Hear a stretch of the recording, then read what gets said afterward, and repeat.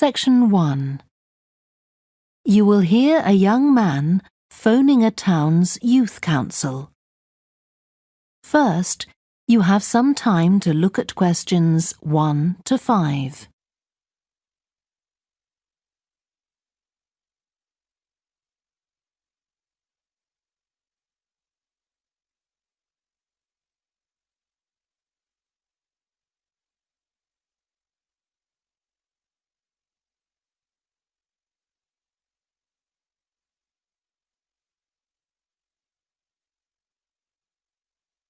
You will see that there is an example that has been done for you.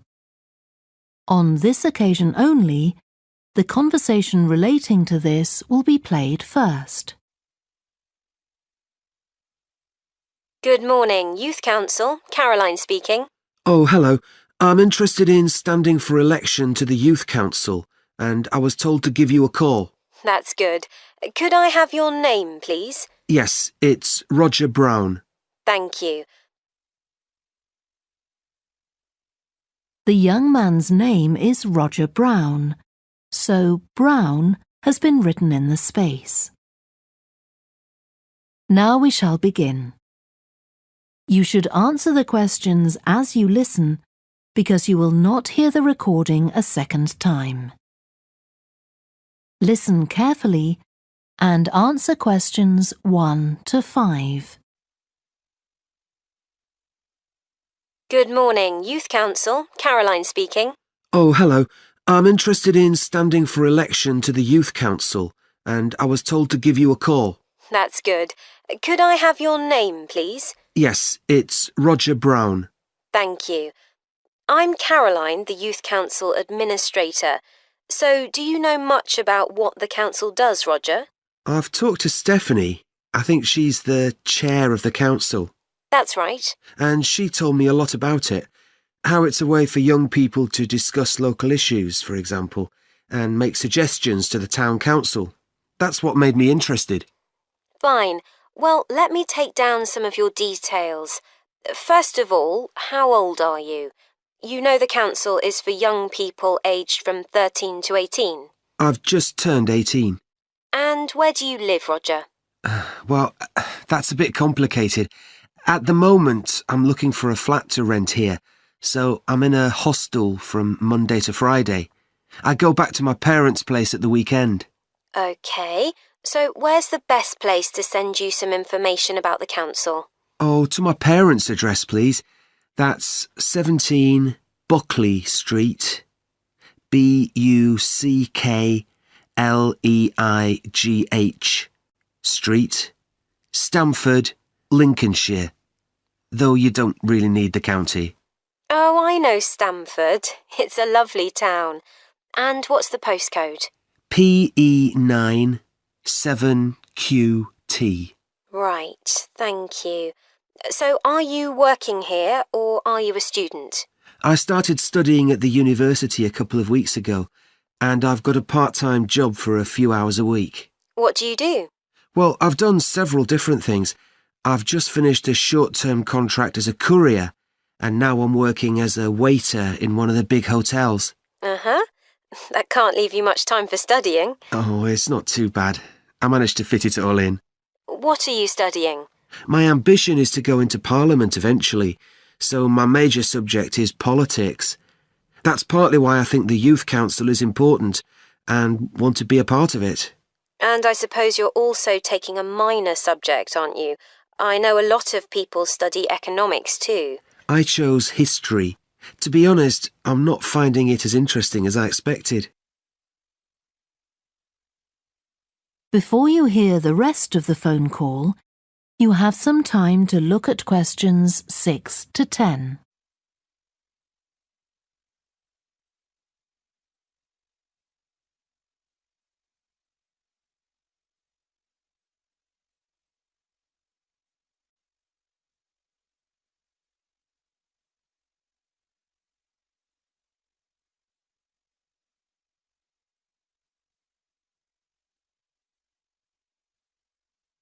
Now listen and answer questions 6 to 10.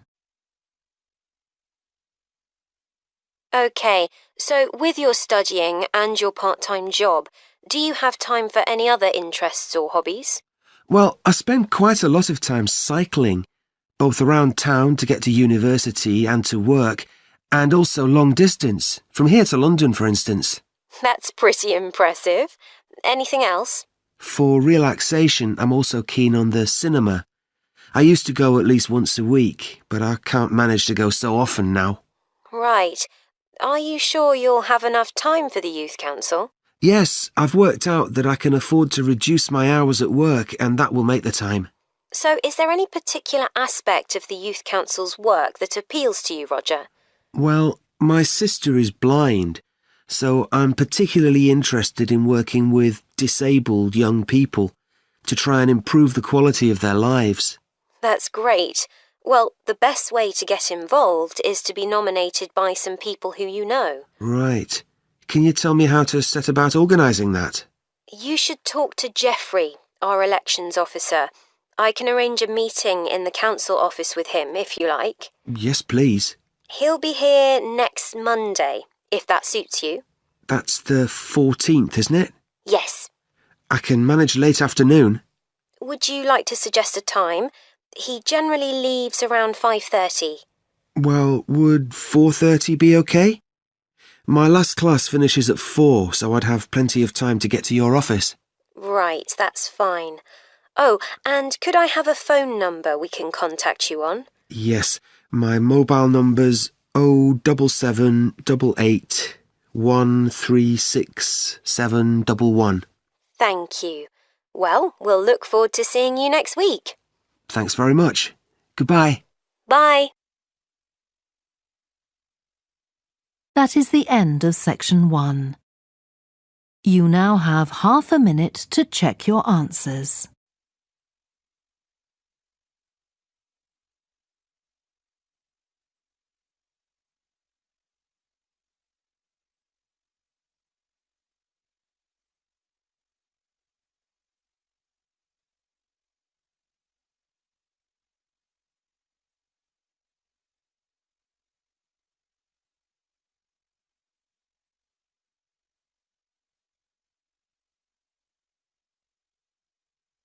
Now turn to section 2.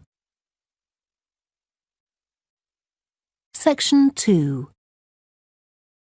You will hear a woman who works in a theatre talking to 2 new staff members on their first day of work. First, you have some time to look at questions 11 to 16.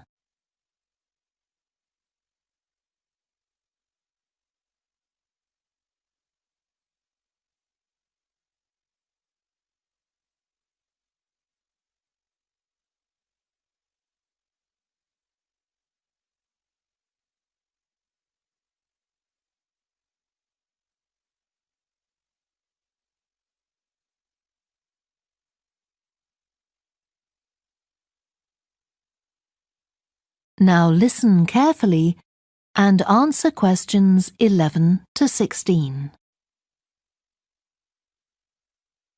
Hi, great to see you. I'm Jodie, and I'll be looking after both of you for the first month you're working here at the Amersham Theatre. I'll tell you something about the theatre now, then take you to meet 2 of the other staff. It's an old building, and it's been modernised several times. In fact, as you can see, we're carrying out a major refurbishment at the moment. The interior has just been repainted, and we're about to start on the exterior of the building. That'll be a big job. The work's running over budget, so we've had to postpone installing an elevator. I hope you're happy running up and down stairs. When the theatre was built, people were generally slimmer and shorter than now, and the seats were very close together. We've replaced them with larger seats, with more legroom. This means fewer seats in total, but we've taken the opportunity to install seats that can easily be moved to create different acting spaces. We've also turned a few storerooms over to other purposes, like using them for meetings. We try hard to involve members of the public in the theatre. One way is by organising backstage tours, so people can be shown round the building and learn how a theatre operates. These are proving very popular. What we're finding is that people want to have lunch or a cup of coffee while they're here, so we're looking into the possibility of opening a cafe in due course. We have a bookshop which specialises in books about drama, and that attracts plenty of customers. Then there are 2 large rooms that will be decorated next month, and they'll be available for hire, for conferences and private functions, such as parties. We're also considering hiring out costumes to amateur drama clubs. Now I want to tell you about our workshops. We recently started a programme of workshops that anyone can join. Eventually, we intend to run courses in acting, but we're waiting until we've got the right people in place as trainers. That's proving more difficult than we'd expected. There's a big demand to learn about the technical side of putting on a production, and our lighting workshop has already started with great success. We're going to start one on sound next month. A number of people have inquired about workshops on makeup, and that's something we're considering for the future. A surprise success is the workshop on making puppets. We happen to have someone working here who does it as a hobby, and she offered to run a workshop. It was so popular, we're now running them every month. Before you hear the rest of the talk, you have some time to look at questions 17 to 20.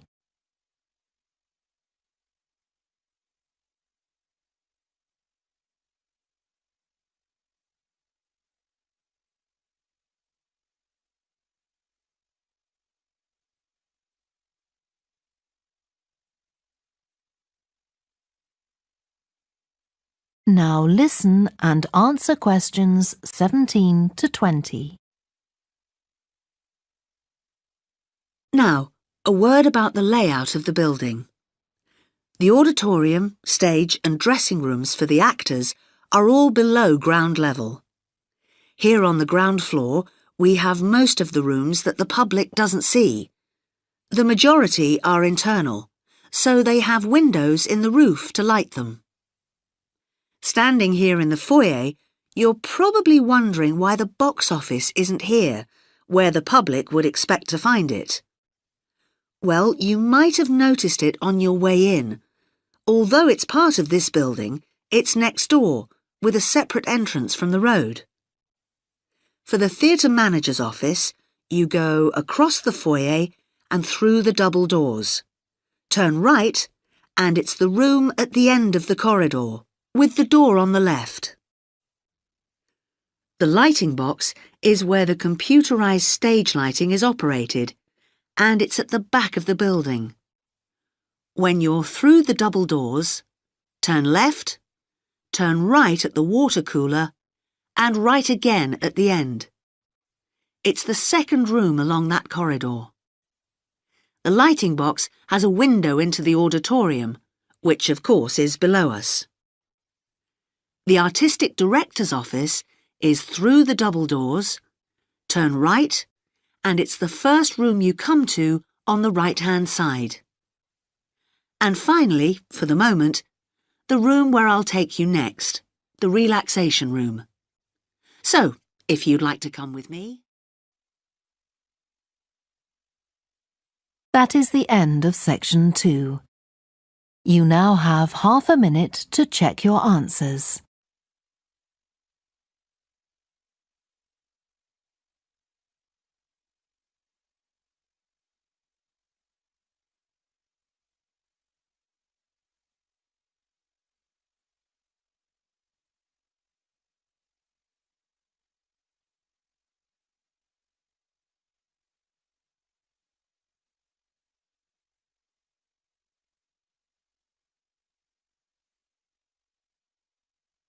Now turn to section 3.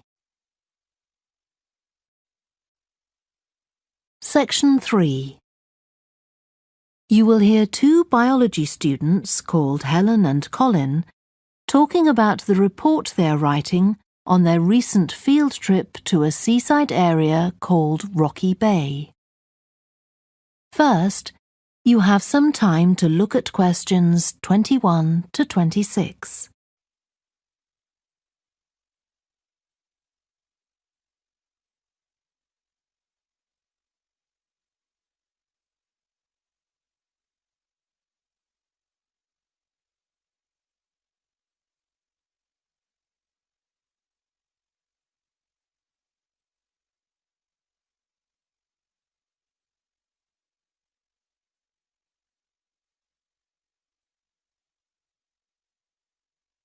Now listen carefully and answer questions 21 to 26. I've brought my notes on our biology field trip to Rocky Bay, Colin, so we can work on our report on the research we did together. OK. I've got mine too. Let's look at the aims of the trip first. Right. What did you have? I just put something about getting experience of the different sorts of procedures used on a field trip. But we need something about what causes different organisms to choose particular habitats. I agree. And something about finding out how to protect organisms in danger of dying out. In our aims? But we weren't really looking at that. I suppose not. OK, now there's the list of equipment we all had to bring on the field trip. What did they tell us to bring a ruler for? It was something about measuring the slope of the shore. But of course we didn't need it because we were measuring wind direction and we'd brought the compass for that. But not the piece of string to hold up in the air. Didn't Mr. Blake make a fuss about us leaving that behind? Yeah, he does go on. Anyway, it was easy to get one from another of the students. Now, the next section's the procedure. I sent you the draft of that. Yeah, it was clear, but I don't think we need all these details of what time we left and what time we got back and how we divided up the different research tasks. OK, I'll look at that again. Then we have to describe our method of investigation in detail. So let's begin with how we measured wave speed. I was surprised how straightforward that was. I'd expected us to have some sort of high-tech device, not just stand there and count the number of waves per minute. Not very precise, but I suppose it was good enough. But the way we measured the amount of salt was interesting. In the water from the rock pools? Yeah. Oh, I wanted to check the chemicals we used in the lab when we analysed those samples. Was it potassium chromate and silver nitrate? That's right. OK. And we need the map of the seashore. You just left that to me. And I had to do it while the tide was low. Well, that was OK, but the place I started it from was down on the beach. Then I realised I should have gone up higher to get better visibility, so I had to start all over again. But at least I'd got the squared paper, or I'd have had problems drawing it all to scale. Yeah, it looks good. We could get a map of the region off the internet and see if we need to make any changes. I had a look, but I couldn't find anything. But you took some pictures, didn't you? Yeah, I'll email you them if you want. OK. I'll make my amendments using those. Then I can scan it into our report. Great. Before you hear the rest of the discussion, you have some time to look at questions 27 to 30.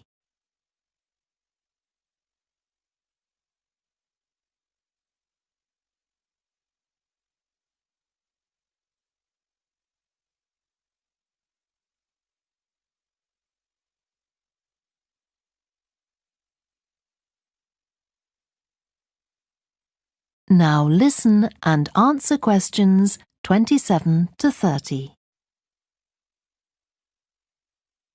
Now, when we get to our findings, I thought we could divide them up into the different zones we identified on the shore and the problems organisms face in each zone. So for the highest area... The splash zone? Yeah. We found mostly those tiny shellfish that have strong hard shells that act as protection. But not from other organisms that might eat them, predators. No, that's not the main danger for them. but the shells prevent them from drying out because they're in the open air for most of the time. Right. And since they're exposed, they need to be able to find some sort of shelter or cover themselves up so they don't get too hot. Then in the middle and lower zones nearer the sea, we need to discuss the effects of wave action. Yes, and how organisms develop structures to prevent themselves from being swept away or even destroyed by being smashed against the rocks. I haven't done anything on the geological changes. I don't know what to put for that. No, we weren't concentrating on that. Maybe we need to find some websites. Good idea. I've got the lecture notes from Mr. Blake's geology course, but they're too general. But we could ask him which books on our reading list might be most helpful. Right. OK. Now, I did a draft of the section of sources of possible error in our research, but I don't know if you agree. For example, the size of the sample and whether it's big enough to make any general conclusions from. But I thought actually we did have quite a big sample. We did. And our general method of observation seemed quite reliable. But we might not be all that accurate as far as the actual numbers go. Yeah, we might have missed some organisms, if they were hiding under a rock, for example. I wasn't sure about the way we described their habitats. I decided it was probably OK. Yeah, and the descriptions we gave of the smaller organisms, they weren't very detailed, but they were adequate in this context. I'm not sure we identified all the species correctly, though. OK, we'd better mention that. Now, how are we going to... That is the end of section 3. You now have half a minute to check your answers.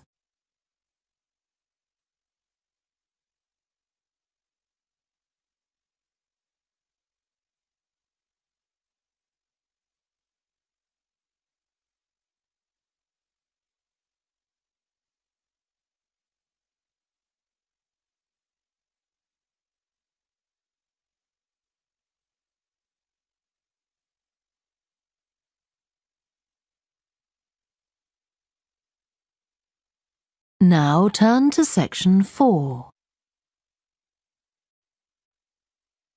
Section 4. You will hear part of a lecture to students of architecture about the design of a public building. First, you have some time to look at questions 31 to 40.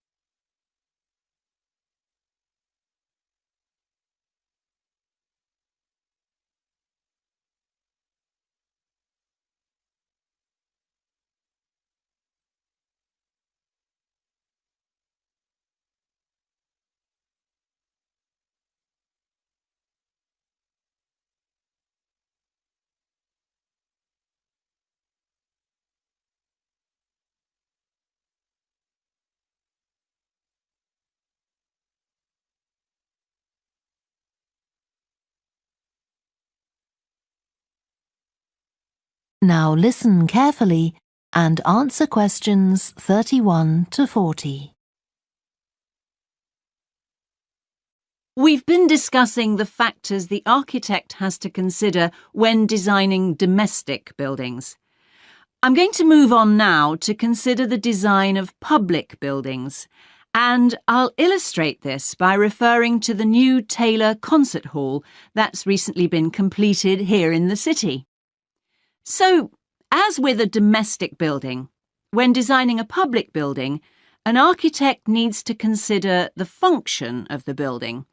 For example, is it to be used primarily for entertainment, or for education, or for administration? The second thing the architect needs to think about is the context of the building. This includes its physical location, obviously, but it also includes the social meaning of the building, how it relates to the people it's built for. And finally, for important public buildings, the architect may also be looking for a central symbolic idea on which to base the design, a sort of metaphor for the building and the way in which it is used. Let's look at the new Taylor Concert Hall in relation to these ideas. The location chosen was a site in a run-down district that has been ignored in previous redevelopment plans. It was occupied by a factory that has been empty for some years. The whole area was some distance from the high-rise office blocks of the central business district and shopping centre, but it was only 1 kilometre from the ring road. The site itself was bordered to the north by a canal which had once been used by boats bringing in raw materials when the area was used for manufacturing. The architect chosen for the project was Tom Harrison. He found the main design challenge was the location of the site in an area that had no neighbouring buildings of any importance. To reflect the fact that the significance of the building in this quite run-down location was as yet unknown, he decided to create a building centred around the idea of a mystery, something whose meaning still has to be discovered. So, how was this reflected in the design of the building? Well, Harrison decided to create pedestrian access to the building and to make use of the presence of water on the site. As people approach the entrance, they therefore have to cross over a bridge. He wanted to give people a feeling of suspense as they see the building first from a distance and then close up. And the initial impression he wanted to create from the shape of the building as a whole was that of a box. The first side that people see, the southern wall, is just a high, flat wall uninterrupted by any windows. This might sound off-putting, but it supports Harrison's concept of the building, that the person approaching is intrigued and wonders what will be inside. And this flat wall also has another purpose. At night time, projectors are switched on, and it functions as a huge screen onto which images are projected.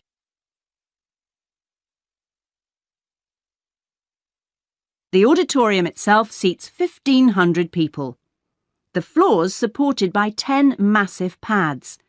These are constructed from rubber and so are able to absorb any vibrations from outside and prevent them from affecting the auditorium. The walls are made of several layers of honey-coloured wood, all sourced from local beech trees. In order to improve the acoustic properties of the auditorium and to amplify the sound, they are not straight, they are curved. The acoustics are also adjustable according to the size of orchestra and the type of music being played.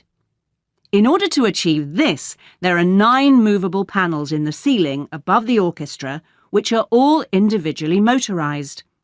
And the walls also have curtains, which can be opened or closed to change the acoustics. The reaction of the public to the new building has generally been positive. However, the evaluation of some critics has been less enthusiastic. In spite of Harrison's efforts to use local materials, they criticise the style of the design as being international rather than local, and say it doesn't reflect features of the landscape or society for which it is built. That is the end of section 4. You now have half a minute to check your answers.